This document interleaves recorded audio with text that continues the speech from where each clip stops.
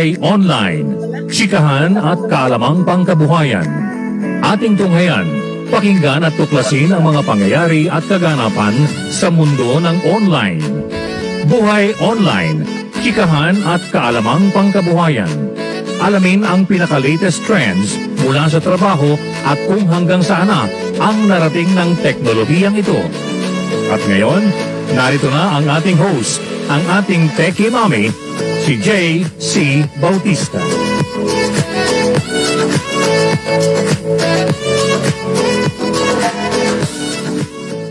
Hello there. Happy Wednesday. Good morning. Good morning po. Sorry, medyo late ako ng 2 minutes. Hi, Jake.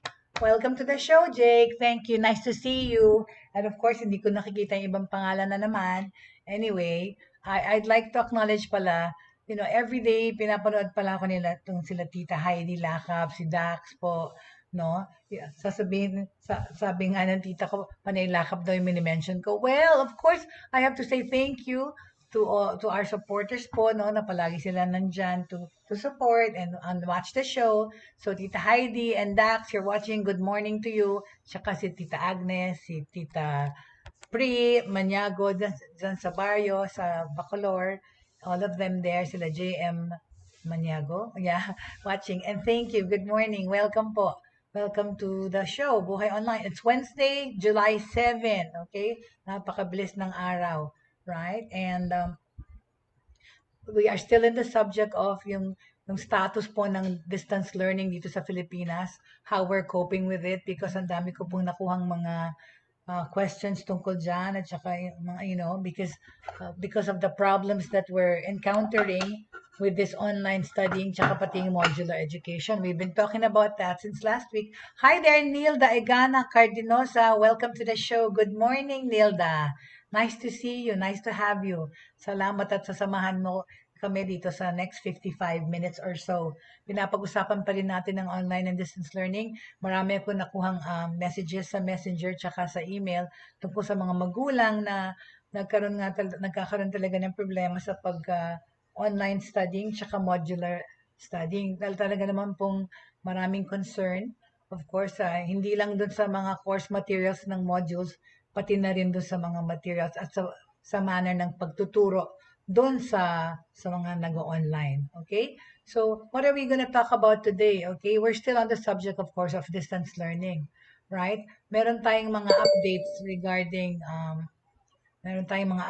tungkol sa pag-aaral dito sa Pilipinas, okay? I feel, okay, una muna, now, alamin natin why Philippine schools remain closed a year into the pandemic. Talaga naman, a year into the pandemic, sarado pa rin ng mga eskwela, right? Like yung sinabi ko nga yung announcement ng Pangulo last week, na hindi pa rin talaga. We were hoping to have some of the schools open for face-to-face learning, yung mga low-risk areas. Dahil marami naman na talagang low-risk areas. Pero because of the biglang pagsulpot ng Indian variant ng virus na fast spreading ngayon all over the world, dinicide ng ating Pangulo na hindi pa rin buksan ang face-to-face learning. Sorry to say talaga, hindi pa rin, okay? Tapos there was an article na lumabas sa Rappler, okay, itong taon na to, like early in this year. Sabi ng article na yon, why schools remain closed a year into the pandemic? Well, despite the lack of resources, okay, if the government could find ways to reopen the economy, why couldn't it find ways to safely reopen schools while mitigating risks? Ito yung pinag-usapan doon, no? Sa article na yon, okay? Alamin natin, alright? Let's talk about it, okay? Ito yung mga scenario. Despite his lack of resources, itong si Rondon Aligarbes made sure na yung 4 na anak niya would not miss this school year, even if it meant burning the candle at both ends just to support their remote learning needs. Ayan kasi ang naging problema ng online education din, tsaka modular yung means, yung funding, diba? Hindi lahat ng tao may gadgets, hindi lahat ng tao may internet. So, ayan na naging problema. So, itong case na to, itong construction worker na si Rondon Aligarbes, okay? This 41-year-old construction worker, sinabi sa Rappler sa isang phone interview last March na yung pandemic was not a hindrance to his children's ability to continue their education. But just like mga magulang bearing the brunt o itong problema nitong distance learning setup, Aligarves believed that the government's lack of support for struggling families like his is what's making things more difficult. Yun na nga, di ba, minention natin yan kahapon, sana gumagawa ang gobyerno ng paraan para matulungan yung mga incapable nga of continuing education, whether it's modular or online, okay? Sinabi ni Aligarves that the only one na siya lang ang provider sa pamilya niya. His wife, na dating nagtatrabaho as a canteen helper before the pandemic, lost her job, okay? Talagang marami nawalan ng trabaho.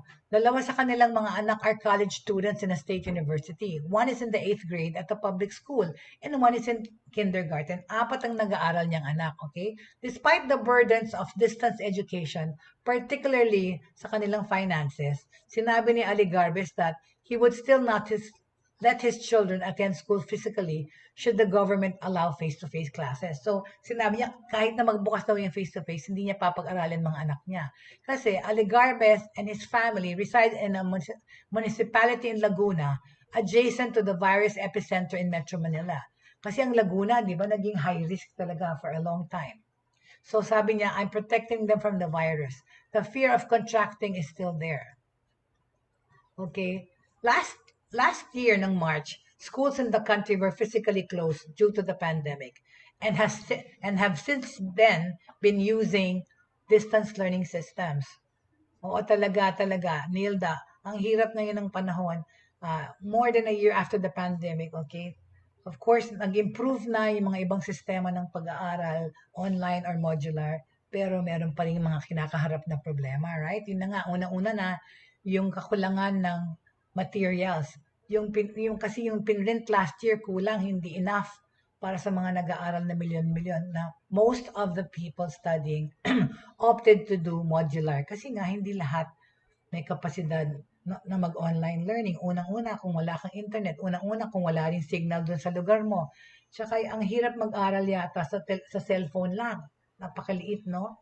Ng screen. So, the majority are learning through modules. Kulang yung pinrint last year. So, ngayon, nag-improve na kasi, di ba? Siyempre, mas marami ng pinrint and dati nag-share pa ng materials. So, last year, noong March 15, 2020, nung nagsara ang mga eskwela, there was a need, of course, to do distance learning system. Whether if it's a mix of online classes, printed modules, TV and radio lessons, okay? It followed President Duterte's directive to suspend in-person classes nga. So that's nga yung distance learning and what we've been doing, okay? Pero okay, noong December last year, inapprove ng presidente yung dry run of face-to-face classes for this school year. However, he withdrew this when countries reported cases of the more infectious United Kingdom variant and ngayon nga yung Indian variant. That's why, as of June 22, okay, ninix na niya yung idea na pabalikin sa face-to-face classes even on the low-risk areas. Okay? Okay.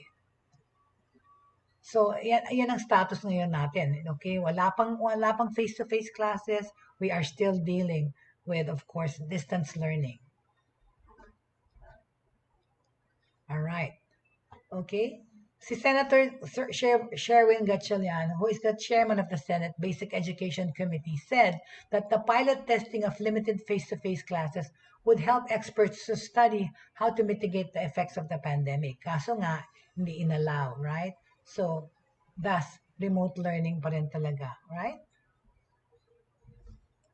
Okay. So, balik tayo ngayon sa ating issue, all right? Ito yung sinabi ko kahapon, all right? Look at this.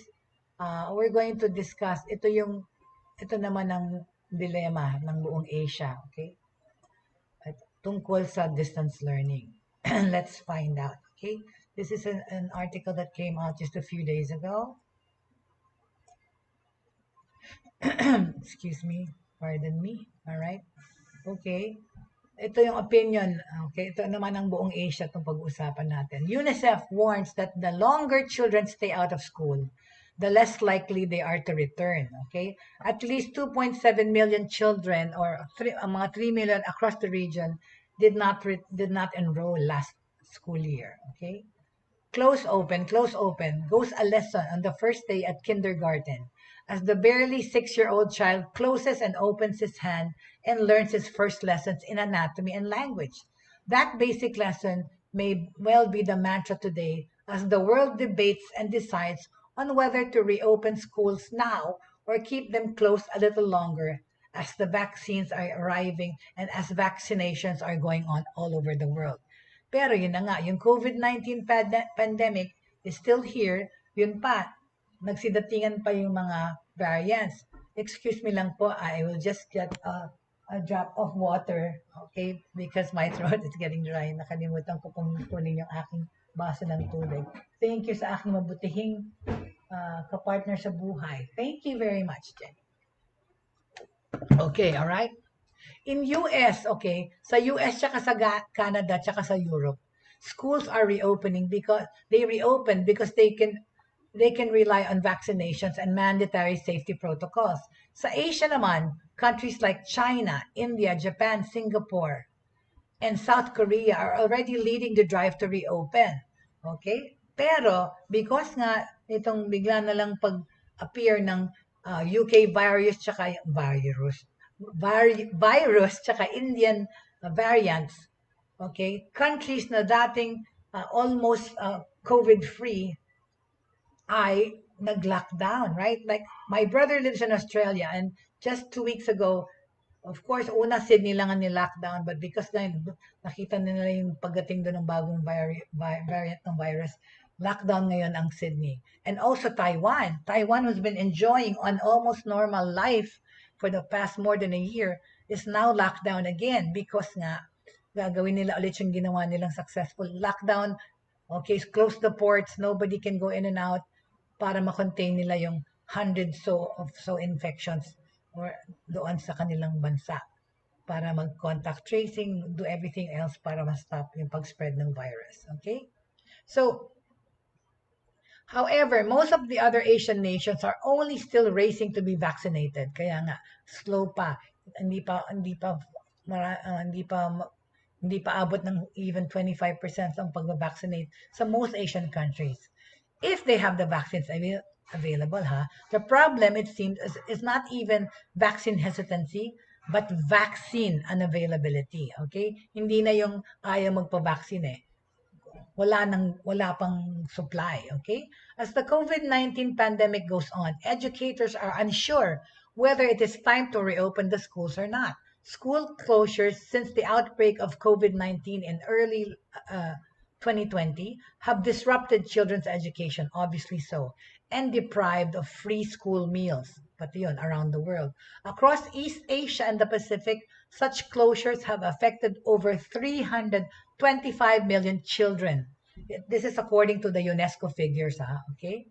Okay, ito pa ang concern sa Asia to. Itong pinapag-usapan ko ngayon itong contention ng education sa Asia, okay? Of course, including the Philippines. Dropouts may not return, all right? Sabi ng UNICEF, it warns that the longer children stay out of school, the less likely they are to return. Totoo yan, lalong-lalo na yung mga college students, okay?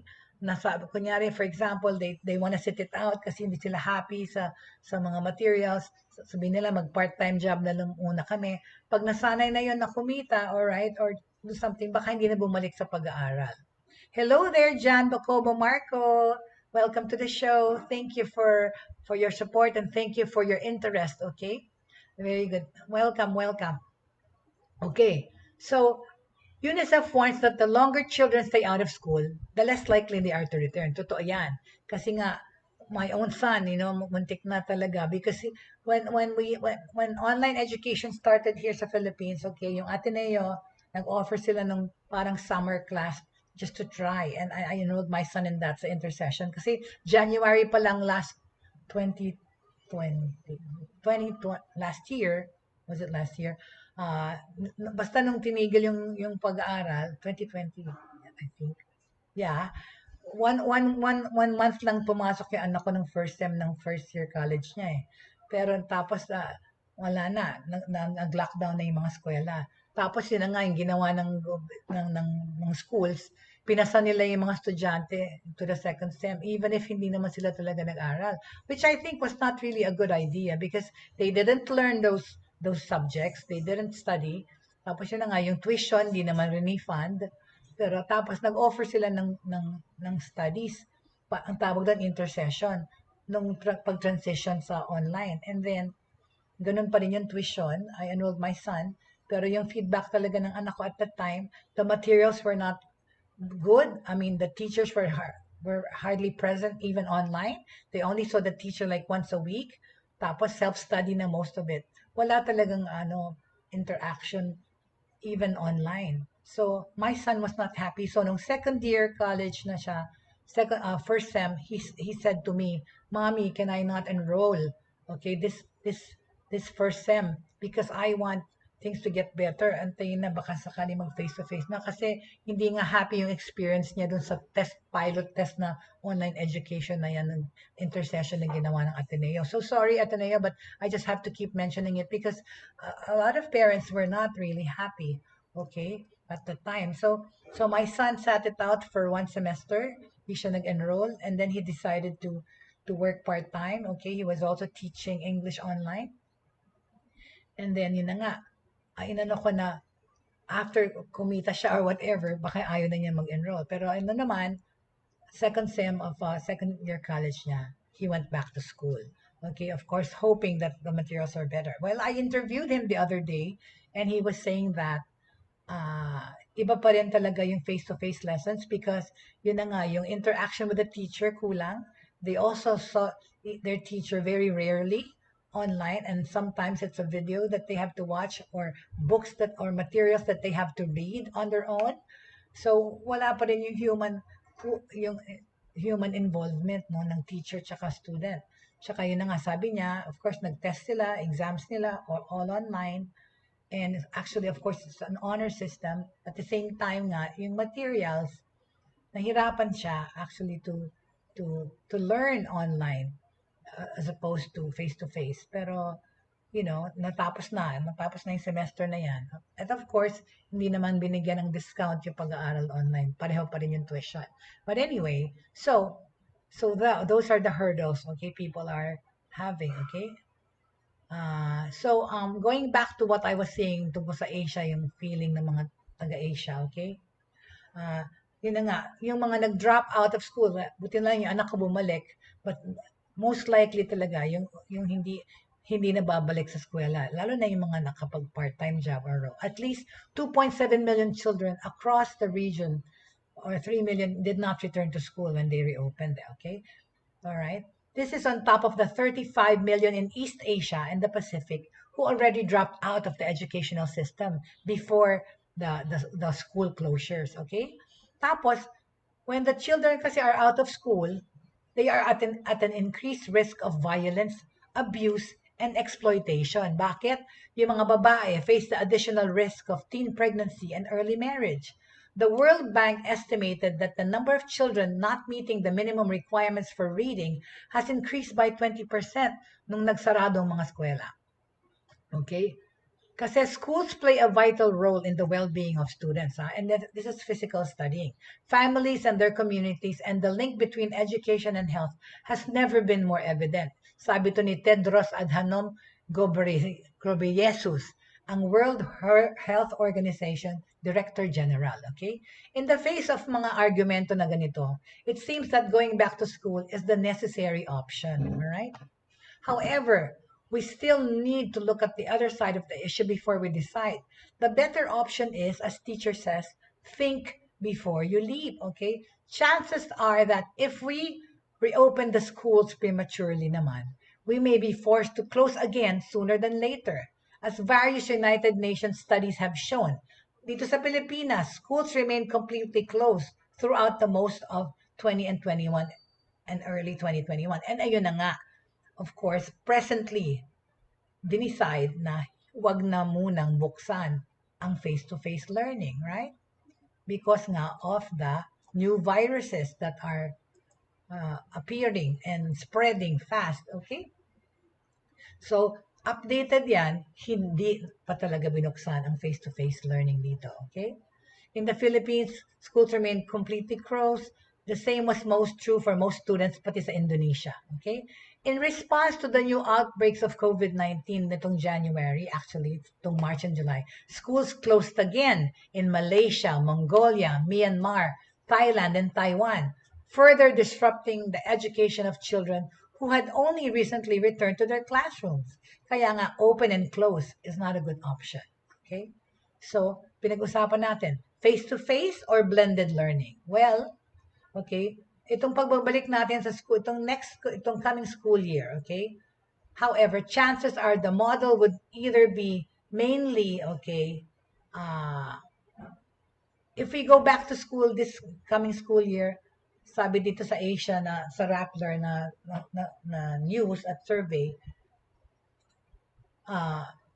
chances are the model would either be mainly face-to-face learning in small-sized classes, largely online or digital learning, or largely modular learning with some digital learning patterned after the Philippine experience or a combination of these formulas. Yun na nga, kasi sa Philippines, blended learning, all right? Blended learning meaning merong, of course, modular, okay? Meron din yung digital, which is papadala sa inyo sa email through email or USB flash drives, okay?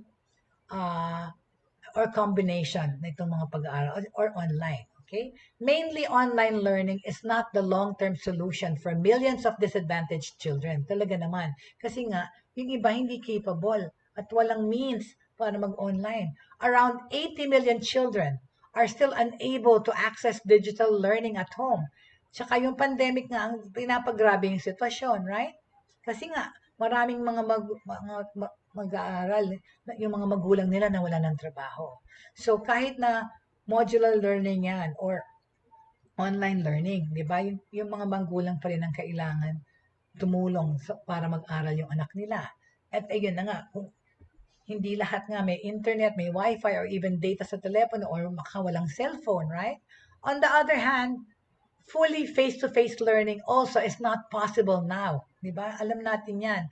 Or anytime soon, sabi nga nila, in 1 or 2 years, because we see that the pandemic will still be with us in Asia, pero in a lesser capacity or intensity. Kasi nga rin, meron ng mga vaccinations, right?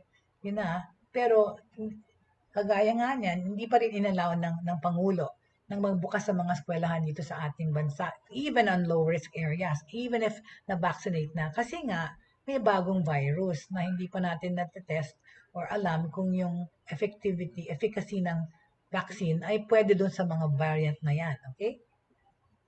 So sabi ng DepEd, the more realistic scenario is the blended system na inadapt natin dito sa Pilipinas. The country's Department of Education or DepEd has offered its blended learning as a good and valid way to deliver education itong panahon ng pandemya. And even after the pandemya, nakikita ng ating DepEd na siguro ito yung mabuting approach sa pag-aaral. Blended learning, okay?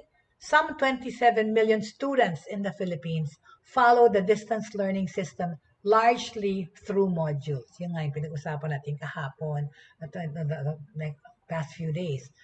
Ang modules, and in a very small part, konting online, okay? Kasi nga majority ng mga magulang sa Pilipinas opted for modular learning mainly because of obvious reasons, okay? Finances, right? Kasi nga wala nang gadgets or lalo na wala ka namang internet sa bahay. Ang hirap mag-aral gamit lang ang data, lalo na kung mahina ang signals. Kaya nga, di ba pinakita ko dati yung mga bata umaakyat sa bundok para makahanap ng signals.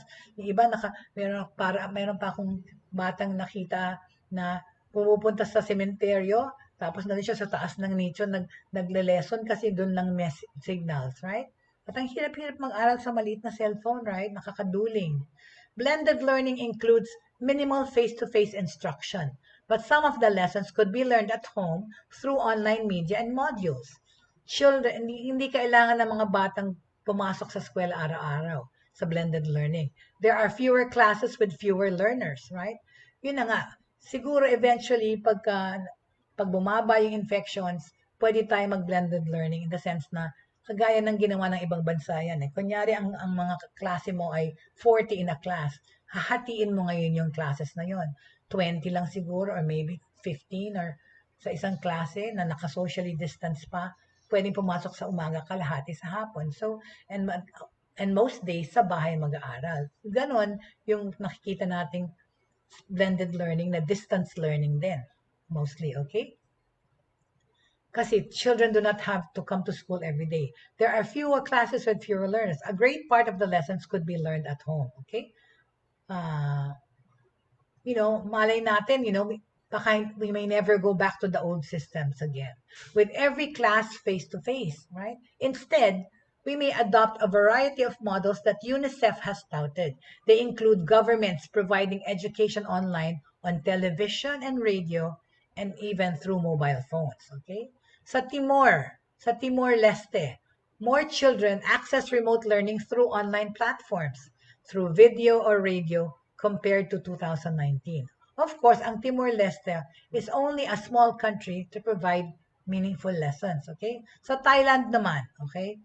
Children from low-income families at risk of dropping out received cash grants to keep children in schools. Wow, sana all, 'di ba? Pero tinan mo ang ganda ng ng Thailand. Binigyan nila ng cash grants ang mga underprivileged children na hindi para lang makaaral sila. Ang Vietnam, okay? Ni-revise nilang curriculum nila to reduce academic pressure and stress on students. Talaga naman masyado. Di ba yung minention ko kahapon? Yung mga modular learning pala, they are given 8 modules to accomplish sa isang linggo, tapos bawat module may 3 to 5 parang lessons to accomplish. Yun na nga, tingnan natin naman, examine natin yung materials na binibigay sa bata. Kaya ba nila yun tapusin sa time that they have in a week? Diba? Tsaka yun na nga, kailangan ng tulong ng ibang tao. What if yung magulang nga hindi capable magturo kasi hindi siya nakatapos, right? Yan yung anxiety ng mga teachers na minention ko that other day. Na yung mga teachers run the risk of catching the virus also, and even the parents, because at one point, yung modular learning, they have to meet each other every week, right? And pass those requirements, pass those activity sheets, and give out those lessons. Yun, meron silang physical contact. So, ano rin sila, parang frontliner, right? Na pwedeng mag-risk ng makakuha ng virus. Okay? Pero yan, going back to the funding, right? Ang buti ang Thailand, okay, the students were given cash grants. Ang Vietnam, ni-revise yung kanilang curriculum. Tsaka yun na nga, yung ibang schools nagbigay ng discount sa online learning. Pero paulit-ulit ko naman sabihin, dito sa Pilipinas, hindi yun uso. Walang discount for online learning. Actually, I think nagdagdag pa yata ng fees, okay?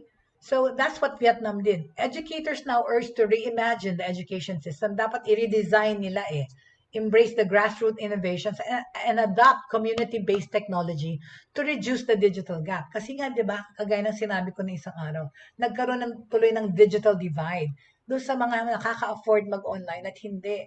Lumaki tuloy yung disparity dahil sa pandemya na ito One Filipino educator tells scidive.net or scidev.net that it is time that universities re-examine their college curricula to determine if we can streamline higher education by teaching some courses online and use face-to-face teaching in others. Okay? COVID-19 or not, di ba dapat talaga i-re-examine at saka I think naman ginagawa yan ngayon, no? Para makita kung anong mas effective. Some courses may be better taught online than in person, di ba? And vice versa. Kaya nga yun Dapat inaral muna yun. Pero hindi Na madali tayong nag-transition, right? Talaga noong 2020, kawawa yung mga nag-aral online at nag-suffer niyan because yung quality ng education naman talaga nag-suffer, bumaba. Right? So yan ang contention sa Asia regarding going back to school, okay? Going back to school or not. All right? Okay. Ayusin lang natin to, okay? Ito, di ba, we talked about blended learning. Ito, alright? Ang blended learning, okay? Ang blended learning ay kombinasyon ng online distance learning, modular distance learning, at TV, radio-based instruction. Sa pamamagitan nito, malilimitahan ng mga paaralan ang pagpapasok sa eskwelahan, tsaka yung social distancing ma-achieve mo. Okay? Yan ang blended learning na nakikita ng ating gobyerno na baka mangyari even after pandemic. Alright? Okay, balik ko na to. Ito naman, 'di ba? Pinag-usapan natin yung modular learning. 'Di ba? Yung ang naging problema, kulang yung na-print. Ito pa yung isang nangyari dito sa modular learning ha. Yung mga error, yung may mga maling materials, okay? I found an article because yesterday I talked about that. May mga mali sa materials. My goodness, okay? Last June, all right, ang Rappler, okay, pointed out, itong scary dyan, yung module. Oops, sorry. Sorry, pasensya na. This came out in Rappler last month, okay? Scary error. Aswang looking for sex found in Pampanga learning module. My goodness. Imagine yung materials. May pagkakamali sa printing. Okay, tingnan nyo. Sorry sa mga batang nanonood. Okay? Ayan ang lumabas na material. My goodness. Alright? Okay? Exposed during a House hearing, it's one of the materials produced, okay, using the 15 billion budget for learning modules this year. My gosh. 'Di ba? Anong nangyari? Dito sa printed material, ganyan yung lumabas, 'di ba? Bastos na text. All right? Dito yan sa learning material, okay? A sex-crazed aswang in a learning module horrified lawmakers last June, okay? As they investigated the errors in billions of pesos worth of student readings from taxpayers' money, okay? My gosh, nakakaloka because yan ang lumabas, okay? All right? The aswang is often depicted as a winged monster sa Filipino folklore, but a learning module on Philippine literature erroneously or mistakenly described it as a creature looking for sex at night. The module was used in February, imagine nyo, by grade 10 students aged around 15 years old in the public schools of Mabalacat, Pampanga. Oh my God. It's one of the materials produced gamit yung 15 billion budget or $13.3 million for learning modules as the Philippines implemented distance learning during this COVID time. Oh my goodness, di ba? Ano ba yan? Di ba?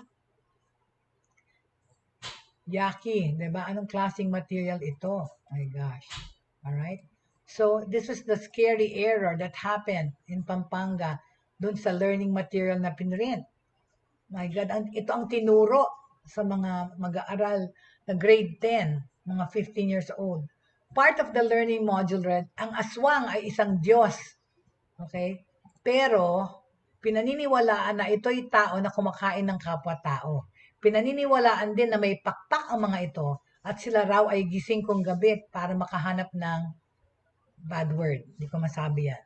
Madudu or makikipag-sex or maaaswang.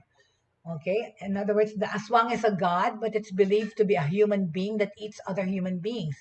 Many believe they have wings and are awake at night to find someone to have sex with or devour. Di ba nakakaloka? Dahil mali. Hindi naman yan ang description ng aswang. So yan ang lumabas sa printed material. How horrifying, right?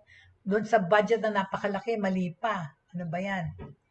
Antonio Calipjogo, a teacher known for pushing for error-free textbooks, presented and criticized this learning material in a House panel hearing last June. Okay, the congressional hearing sought to investigate errors in modules used by the DepEd.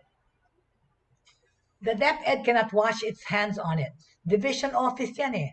Okay, they have direct supervision, sabi ni Go. Totoo naman, paano nangyari yun? Diba? Wala ba nagpo-proofread ng mga school materials, diba?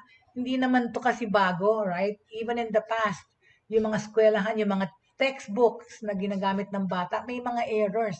I know that for a fact because I was one, I was, when I helped set up an online learning school in the Philippines for a Korean company years ago. Tapos yung materials nila, mali-mali.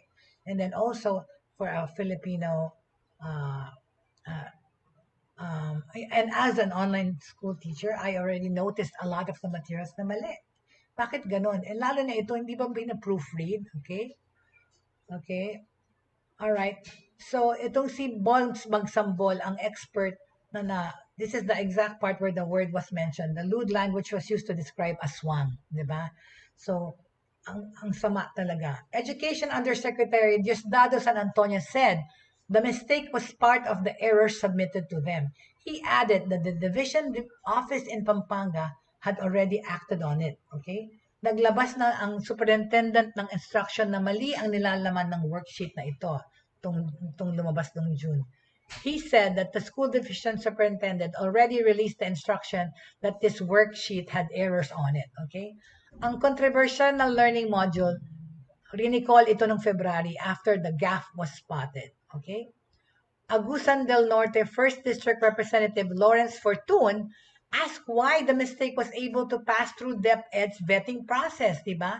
Bakit kung mali na to was a glaring mali, pero not related to the topic, di ba? Napaka-glaring ng error. Hindi lang siya error na nagkamali ng spelling o editorial preference. Napakalayo sa definition at bakit ganoon ang language, di ba? Bastos. At yung language na pumasok ay wala namang relasyon sa definition ng gustong ibigay. Di ba?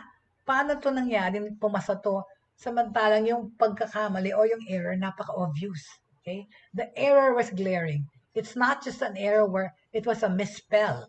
It was actually an editorial preference. The definition was not related to the topic at all. So why use that kind of language? Wala bang nag-edit? Di ba? Di ba may editor ng mga bago mag-print ng libro? The language used was not even related in the definition they wanted to give. Okay? In response, yung Education Undersecretary Jonicito Omali said that while DepEd has vetting procedures for publishing learning modules, some mistakes have still been committed. Bakit nga? So, ibig sabihin yung editors nyo, hindi magaling o hindi thorough ang pagtatrabaho. Right? I'm an editor. I edit. Okay, I'm a proofreader. Right? Kung tama kang gumagawa ng trabaho, hindi mo mapapaligtas yun sa mata mo, lalo na yung ganung napaka-obvious na mistake. Sabi ni Umali, we will look again to our process and we are open suggestion dapat at our process. Anyway, ito na ako sa aking grammar, Nazi, diva mode.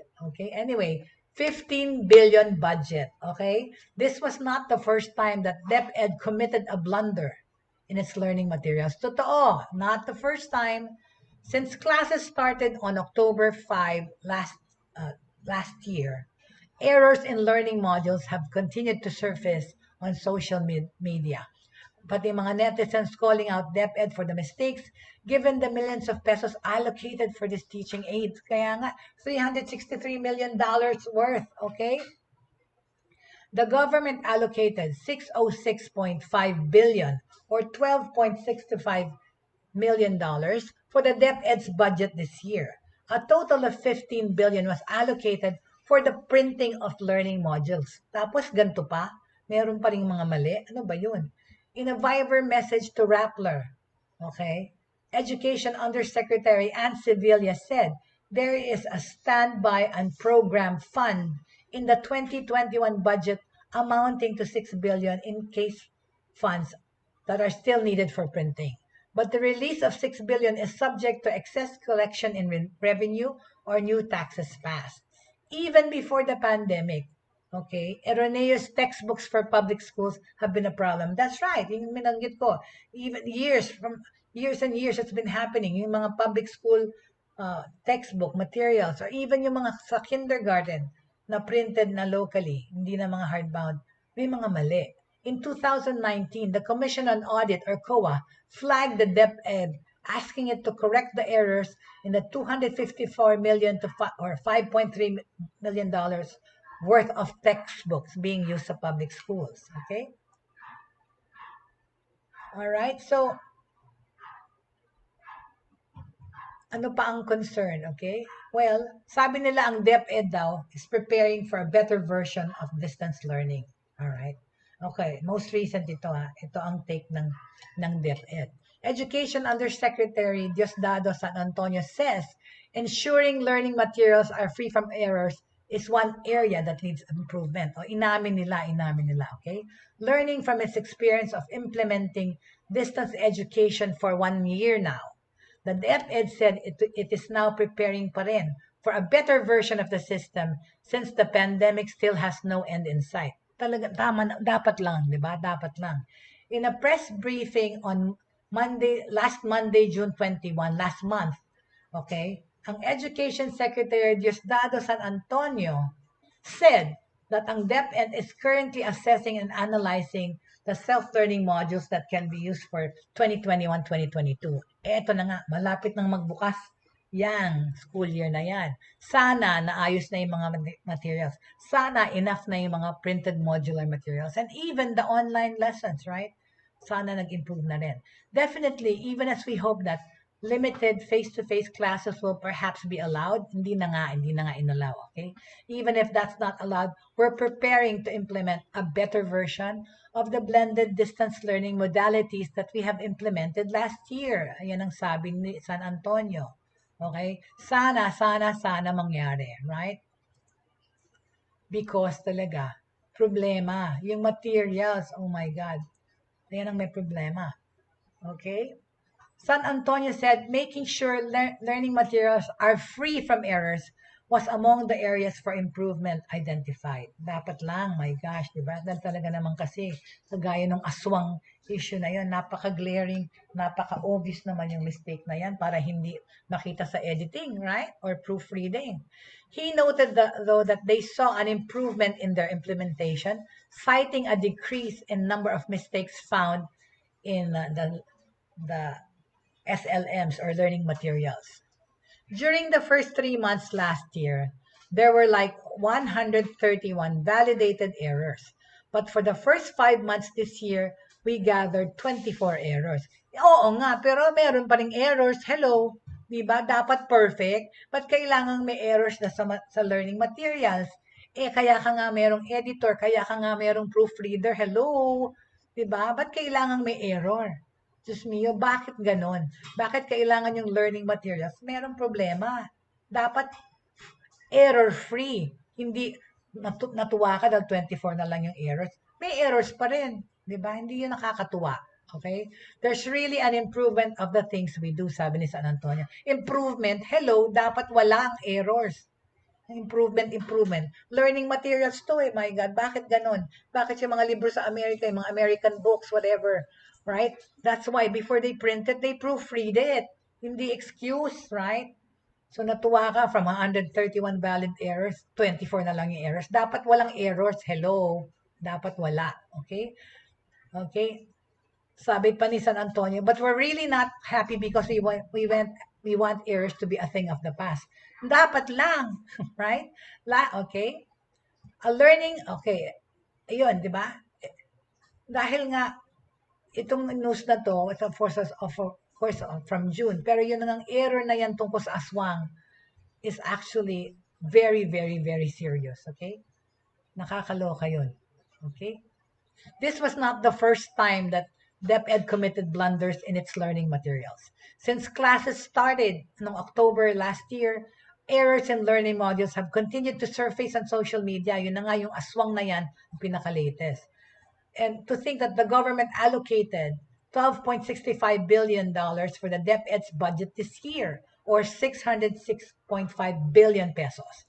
A total of 15 billion was allocated for the printing of these learning materials. Tapos, mali-mali pa. Kakaloka talaga. Integrated assessment. All right.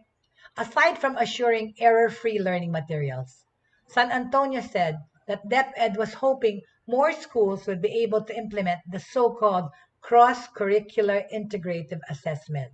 Ano yun? The students only need to accomplish one task that would cover all the competencies in different disciplines. One task lang. Ito naman nga yung sinabi ko. Yung yung modules na binibigay ng modular learning. 8 modules in a week, 7 days a week lang, no? 3 to 5 activities in one module. Diba? Diyos ko. Kaya overwhelmed din yung mga nag-aaral modular eh. We have discovered that this is an effective way of implementing academic ease. Instead of children working on 8 performance tasks at a given time. Eh, yun nga ngayon yung ginagawa nyo eh. So, nagbago na ba yun? He added that this setup is being done in schools in Navotas. In the same briefing, Education Secretary Leonor Briones said they are now waiting for President Rodrigo Duterte's approval for a pilot limited face-to-face. Hindi na nga nangyari kasi itong news na to was June 20 something. Pero June 22 lumabas na nga yung ayaw at hindi pinayagan ng presidente yung pilot na limited face-to-face classes in some 300 schools that are in the low-risk areas. Okay? Hindi na yan mangyayari. Okay? Classes for the current school year have already ended. Okay? So ngayon, ang dinidetermine natin kung kailan magbubukas ulit ng eskwela. So bakasyon na ngayon, summer vacation na ngayon ang mga estudyante natin. So pinagdidebatean dati kung kailan ang bukas ng classes, August 24 or September 3 or September 10 at the latest. Pero my student, sabi ni Jake sa akin kahapon, na ang school year mag-uumpisa sa August 24. So parang 1 month lang nagbakasyon ng mga less than a month of vacation, right? Philippine schools have stopped face-to-face classes for more than a year now, right? Okay, and then they have remained closed, okay? So yan ang ating pinag-usapan this week, okay? So now, distance learning pa rin tayo, okay? All right? Okay, so we are in remote learning, okay? Some students face some, ito pa isang mga dilemma dito sa ito pa yung isang concern tungkol sa online learning or pati even modular learning. Sabi nila, the parents end up doing the homework, right? Ikaw nagtuturo, talaga naman, I experienced this really firsthand eh. I went to the barrio, okay, nung na isa sa mga get together namin sa barrio, of course, with social distancing. You know, nakita ko yung isang pinsan ng asawa ko, of course, ginagawa yung homework ng anak niya. Tapos nagtatanong ng questions sa amin para sagutin. Yun nga, the parents end up doing their homework. Tsaka in remote learning some students pay someone else to do their classwork. Ito nasabi rin to sa news sa Rappler, okay? Ito, ang gaganda yung mga articles ni Bonds Magsambol alright? Kasi yung mga ibang remote learners, because they're desperate to pass their subject, some students even resort to academic dishonesty just to comply with class requirements, okay? Noong September 2020, okay? Ito yung kwento, no? There was a fellow student who was asking them to write a paper for a class requirement. After receiving good feedback and 150 pesos as payment for her work, Grace decided to make commissioning for students' classwork a business. See, ginawang negosyo to ng mga ibang mag-aaral. Ikaw yung gagawa ng homework, ikaw ang magsusulat ng class paper. Kasi nga, hindi ka naman nakikita, nag-online studying eh. Si Grace, ito yung case in point. Grace is a sophomore psychology major. Okay? Sinabi niya sa isang interview sa Rappler that ever since she started accepting academic commissions, siya yung gumagawa ng school paper. 5 months ago, she was able to save up money to fund her schooling, especially for the requirements of a remote learning or online setup. Yung mommy niya is an overseas Filipino worker sa Saudi Arabia. She's the only one providing for them. They were abandoned by their father. Her father is left, her father is left with her, hindi pa na-abandon, sorry. Yung tatay nila is left in the house with her and her brother at home, taking care of the household. Parang yung tatay yung housewife, dahil yung nanay ay nagtatrabaho sa Saudi. So she is currently enrolled in a private university sa Manila with a scholarship, okay? May scholarship pa siya. But with the expenses that come with remote learning, she had to engage in this kind of activity, which is actually really, really not right, 'di ba? Kasi nga nandadaya kayo eh. Dishonest studying because siya yung gumagawa ng homework, siya yung gumagawa ng school paper, binabayaran siya. Pero nakita nga niya yun as a way to fund her online studies. Private school nga siya nag-aaral pero scholar siya. Pero yung pagbili ng gadgets or pagbayad ng internet, yan, nakuha niya ngayon sa paggawa nitong dishonest activity. This is also the case of James, an information technology student who also started engaging in this business. After posting on his social media about the commissioned academic work he offers students. So, ginawa na nilang trabaho. Pinopost pa na nila, di ba, na kung kailangan nyo ng tulong sa homework, kunyari, or kung tutor ka, kunyari, yun pala, ikaw nang gagawa mismo. I wanted to earn while I had the freedom to do it. And I thought, why don't I use my brain to earn money without sacrificing my grades? Many students are looking for someone to do their class activities. So I took advantage of it. Sabi nitong si James, all right? Both Grace and James use social media to amplify their homework services, setting even up a Twitter account. Gumawa na sila ng social media presence sa negosyo nila, dedicated solely to engaging potential customers and students to give them jobs. All right? Na-amplify ito ng social media. Ayun pa nga, a quick scan on Twitter using writing commissions, academic commissions, academic service, and essay commissions. Sa Twitter yan ang mga hashtag. Okay? For example, for a measly 100 pesos, it can save a student from failing, right?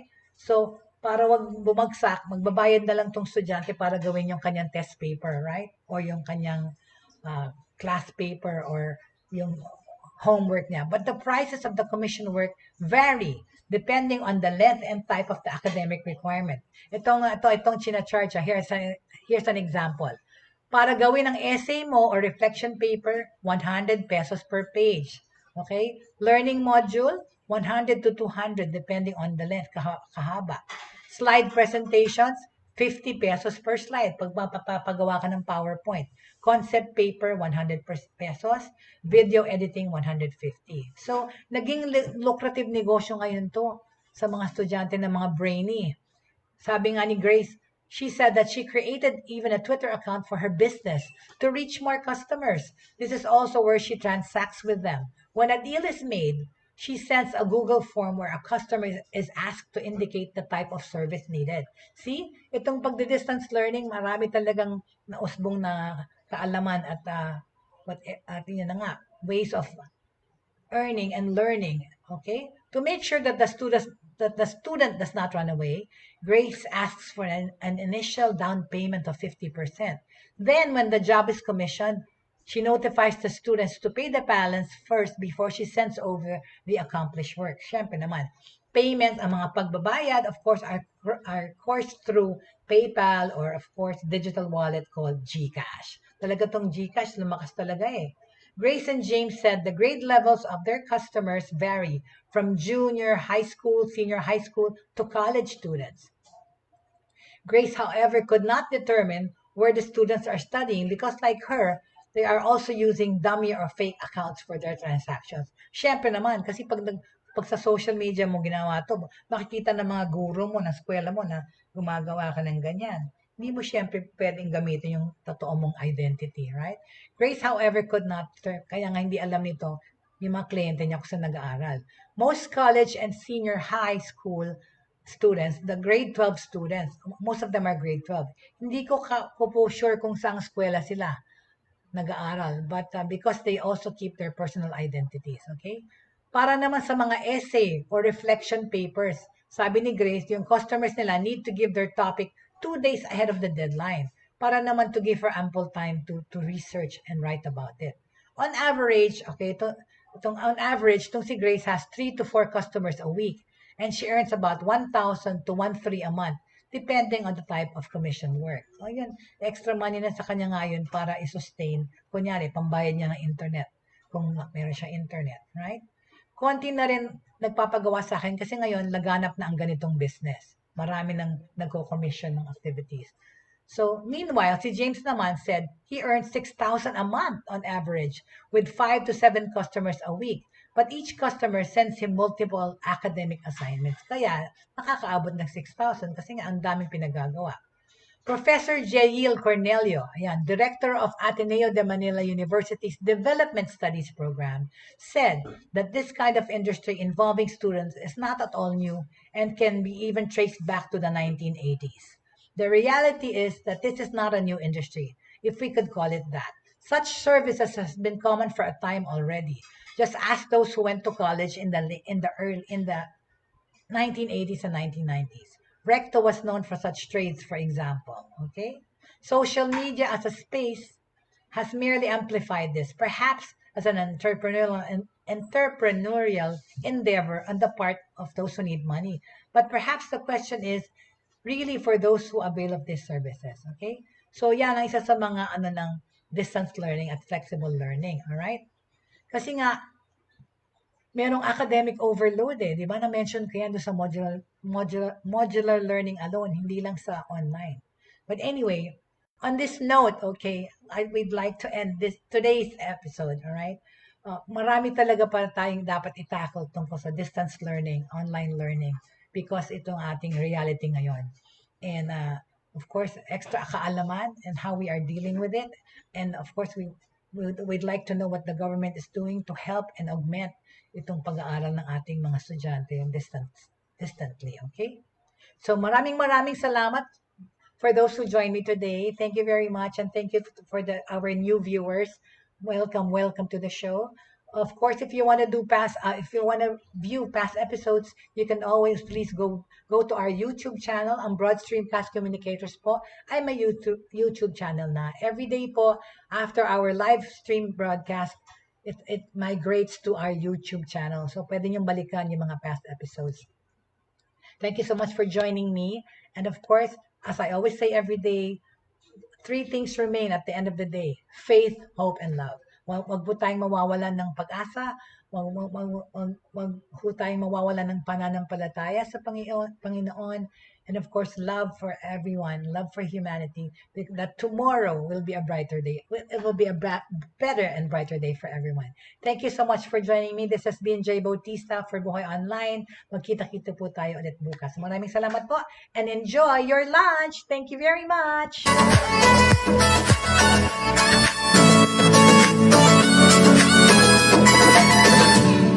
Inyong natunghayan at napakinggan ang mga makabagong pamamaraan sa mundo ng online sa pamamagitan pa rin ng Broad Streamcast Communicators.